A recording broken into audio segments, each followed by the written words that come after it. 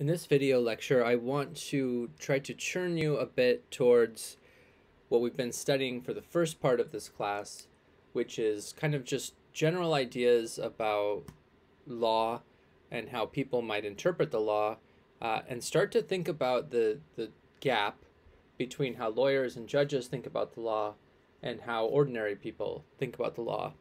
The example I want to use here is a uncommon set of knowledge. So the common knowledge about politics kind of splits things into two categories, right? Republicans and Democrats. But probably you're starting to think a little bit based on the election and kind of the crises that we're in, that there surely must be variations of Republicans. So there's more than one type of Republican. There's more than one type of Democrat. Now you hear more, especially in New York, of socialists, of political revolution. In the West, you hear more about libertarians. And then, of course, there are, a large number of people who are not actively connected to a particular political party. So we want to think about that in the context of history, and this linking of radical Republicans and slavery as a form of social relations, but also as a form of an economic system.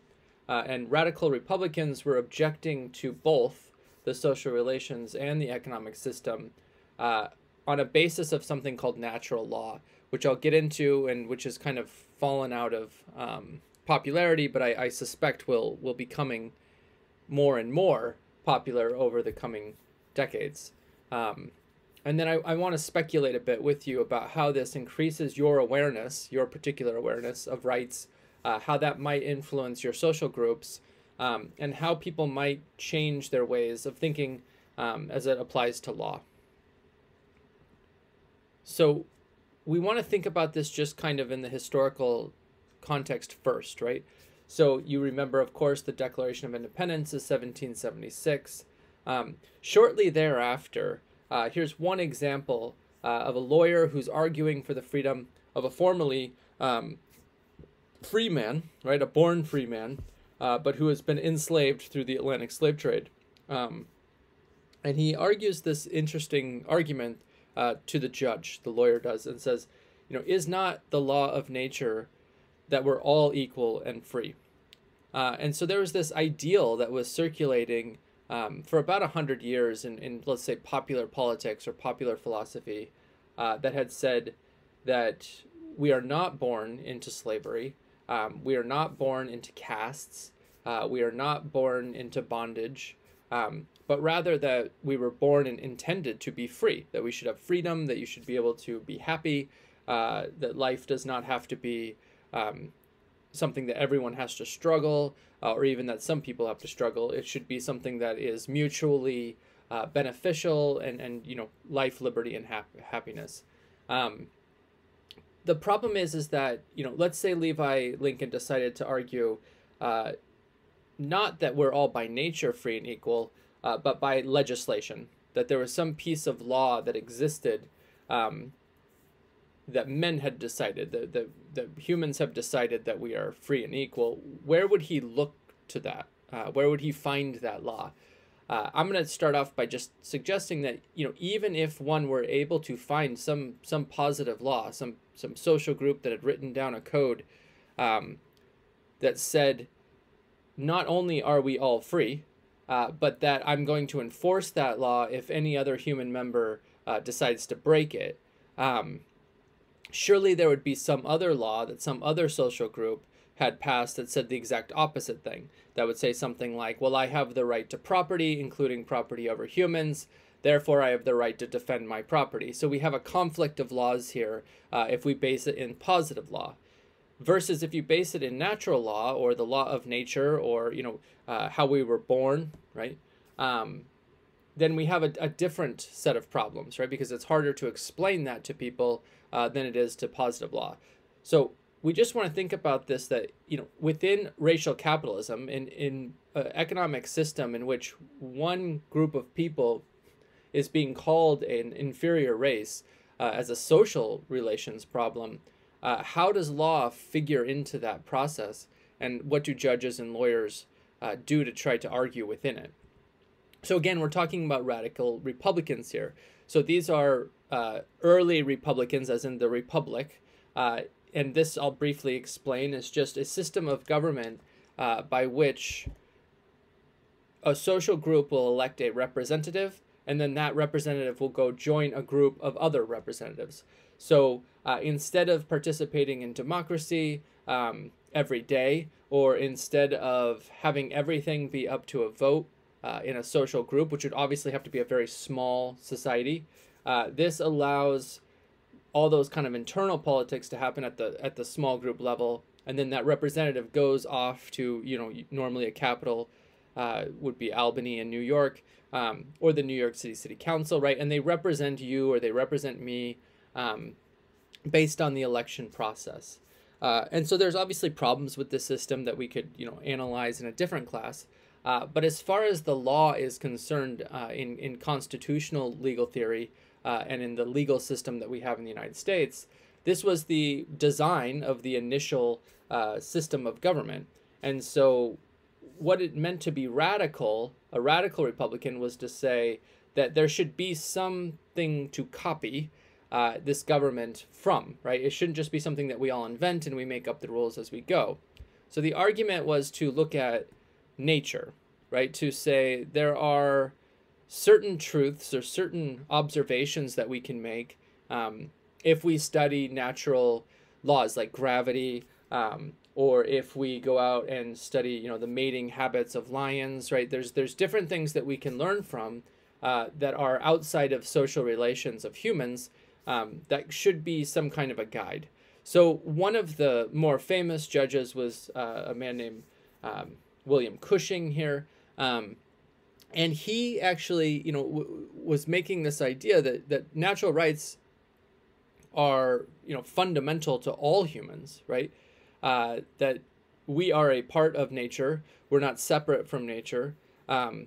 We are like other animals, although, the argument at the time was we are political or social animals.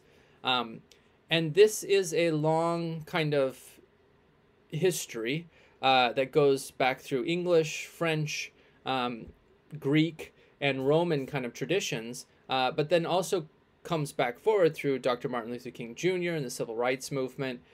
And the main idea that you want to hear, or that you want to think about here, is that if we accept that we all are born with free and equal human rights, then the violation of that right is unnatural. It is going against the natural design.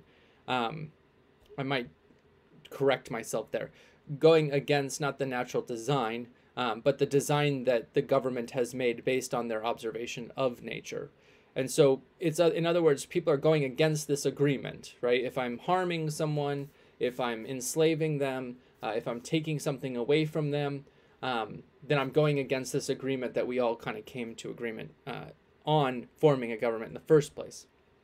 So, at the time, it was mostly consistent. Most people believed in this concept of natural rights, at least according to their writings.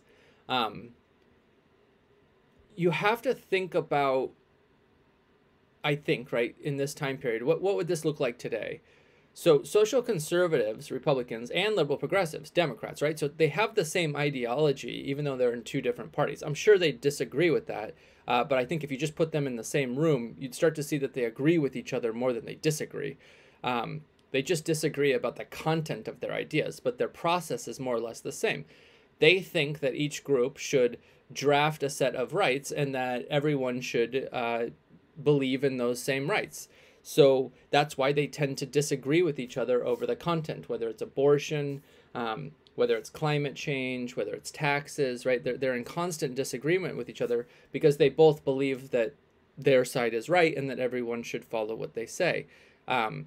This is a pretty consistent, if you look at legal theory and you look at legal theorists, right? Positive rights tend to create this contradiction. Unless everybody participates in the same lawmaking process, then one group is going to feel like you're not representing my point of view. Now, this is very different than the classical Republican and libertarian idea that I was kind of just expressing, This was like a line, right? So you more or less can do whatever you want. You can get an abortion.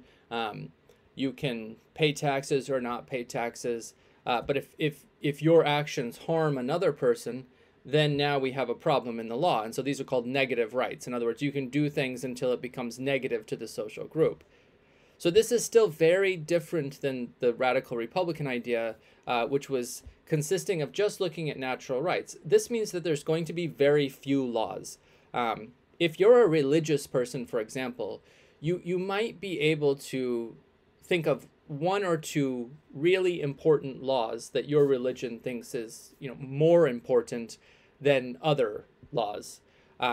That's kind of a similar way of thinking about this for radical Republicans, is that we should probably agree on one or two big picture laws as a society and focus on enforcing those. Whereas the other two groups, if you just go look at how, there's thousands and thousands and thousands of laws on the books, and many of them contradict each other, right? So on the one hand, you have this right if you're in Florida, but you don't have that right if you're in Colorado.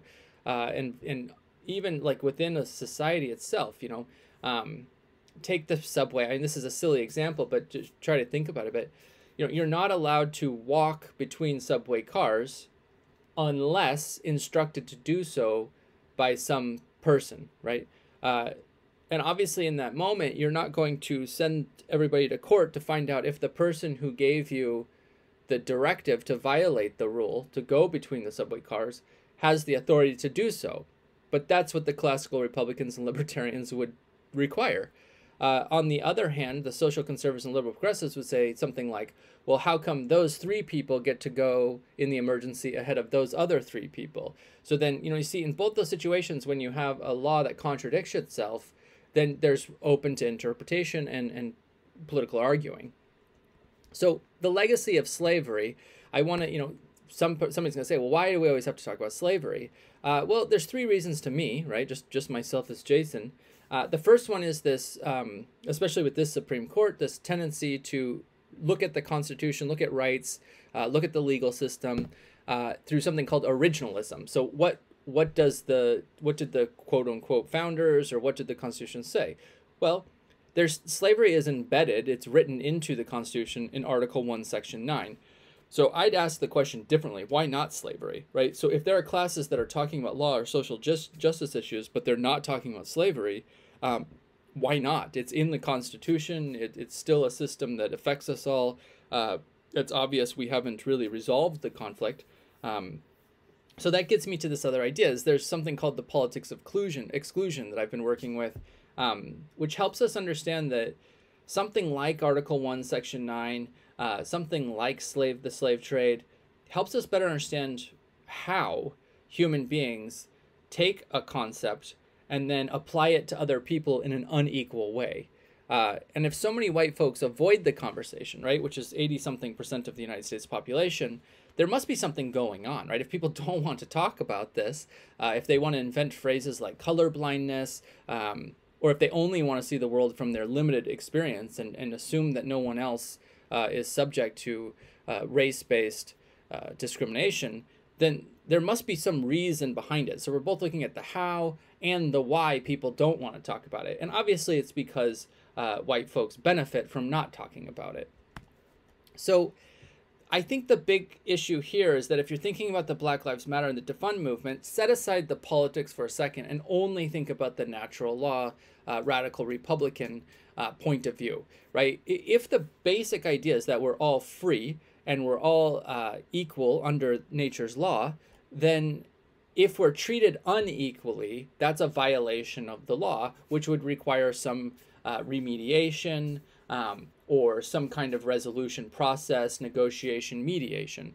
So the folks who have been targeted unnaturally, right, in violation of their basic human rights, have raised kind of two arguments, right? One is the defund, meaning that the money that's paid through tax dollars, so the public accounting, there should be less money going to the enforcement of low-level crime, and more money going into social programs that help equalize the conditions that are kind of leading to a lot of these problems. If you want to talk more about this, I'd be happy to.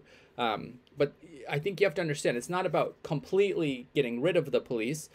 There are folks who advocate for that. Personally, I'd like to live in a society in which we did not need the police. I find it silly that anyone would disagree with that statement. You might find that to be unrealistic, but much of history has been dominated without police. So this is a very recent phenomenon. However, if you think about the BLM movement within a larger protest society, right? Whether that's the American Revolution, whether it's the Haitian Revolution, whether it's the Civil Rights Movement, whether it's the right for equal pay by women, whether it's the LGBTQ movement, right? If you just think about it as a social movement that is seeking recognition, then this big kind of question comes up legally, which is, something for judges to ponder. I think you have to separate the world, pre-2001 and post-2001, because post-2001, a very large amount of money was distributed to police forces across the country for the stated purpose to be used against the defense of foreign terrorism. Unfortunately, that money has actually been used to target black folks. And this is well litigated, and it's well found within legal scholarship. So that presents a difficult question then for judges, is that, if the money was intended for one thing, but then it was used for something else, it seems like there should be some government oversight. Why did it take the government so long to see this problem? And why did it take a very small group of people initially that represent less than 15% of the whole population? Why did it take, this just getting out in the streets to protest and then also raising the idea of changing the funding structure? Why did it take that for these individuals to see that they were violating the law, the government actors? So this gets us to something called rights consciousness. So in movements, usually what happens is it is a small group. So if you think about the civil rights movement, we have a small group of just young men here that are in college, and they decided to break the law of sitting at a lunch counter, which of course many of you would say, what a silly law. But this is kind of how these social positive laws worked, right? One group wanted to be protected against another group for a variety of very silly reasons. But that's the way that law can work, right? As a social tool to exclude other people. Now, in this situation, right, it appears that it goes from a small group to a large group very, much overnight. Now, why does it do that? Because the media, right, they portray these large groups. It's much harder to get a story about 4 men violating law for civil disobedience. So if you fail to see like the historical process here, right? If you fail to see this as groups evolving and learning from groups to become more aware of their rights, and they're more aware of what inequality looks like, then all of this would probably be pretty scary. You'd probably focus on the handful of looters, and you wouldn't see this larger, struggle for people who are trying to get recognition and resisting the abuse of authority. So law kind of serves as this focal point, right? It serves as this ideal concept of equality or equity. But then it also highlights, it shows, it reveals the inequity, the abuse of power. And so when that occurs, it's like a fever, right? People suddenly realize that, whoa, there's this huge contradiction. We're living in a dream if I think that everyone is treated equally. And then you're forced to make a decision. Your brain, of course, is forcing you to make a decision. Are you going to ignore the problem? Are you going to continue to participate as a problem? Or are you going to work against it? So obviously organization is required here. It appears spontaneous, but it's well organized. So what you see on TV at a protest is not how the people organized the protest for months and years before, right? That's the same thing you would do if you were throwing a party, for example, right? You call people, you get the venue, you pay for this, you pay for that, you plan all these details out. So individuals, right? When we think of individuals, you think of a certain leader, or you think of yourself, right? But you're a refraction. So if you look this up on, you could YouTube diamonds and refraction, right?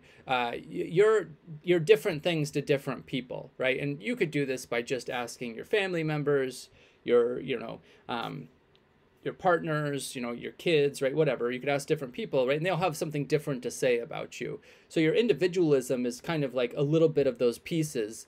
And it's never quite one thing, right? And so that's how you kind of form your identity. But also, you form your identity when you got this dissonance, this disagreement, this uncomfortableness, right? It's almost like a vibration. So when groups seek out to get recognized, you feel that, right? And then you have to kind of reconnect or disconnect, right?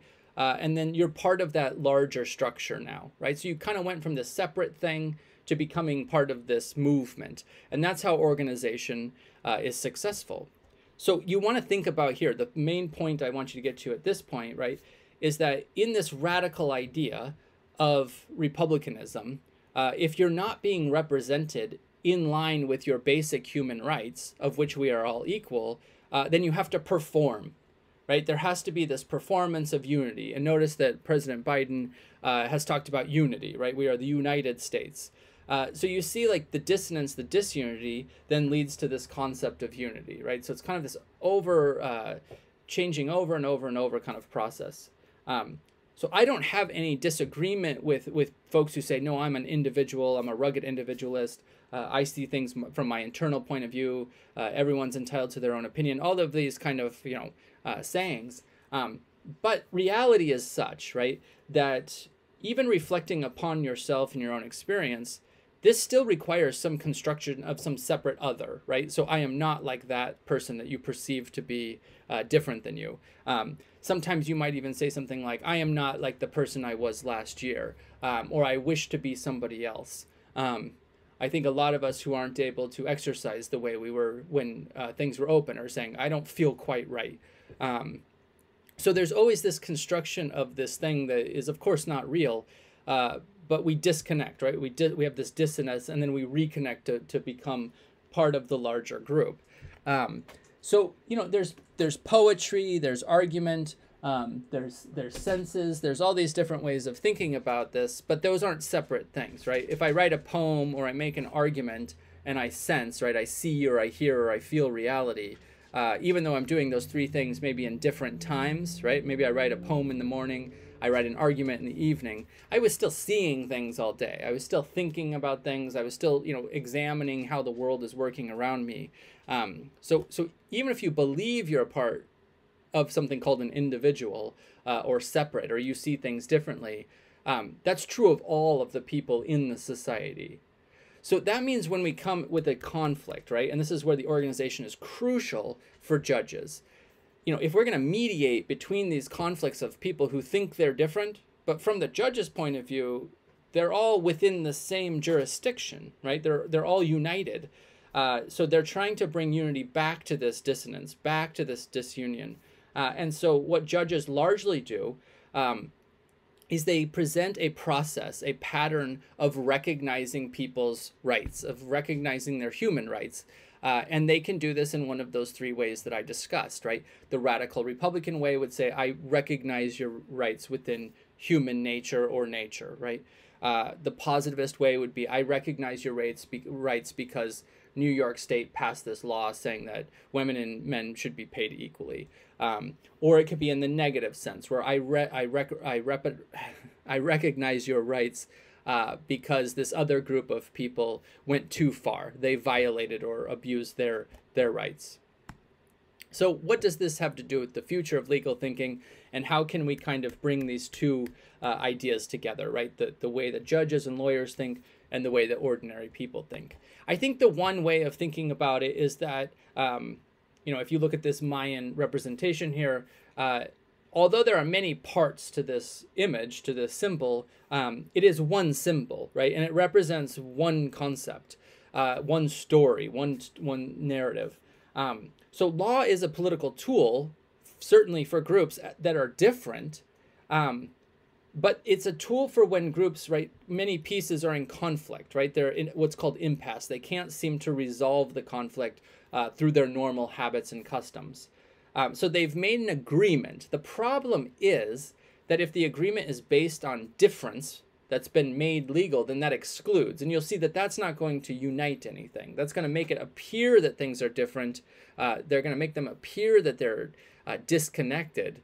Much to say, like, let's say the face of this symbol and the tail. It appears, right, if I only look at one side at a time, that they're different, right? And I can say, well, they're going to stay on their different sides. Of course, that's segregation.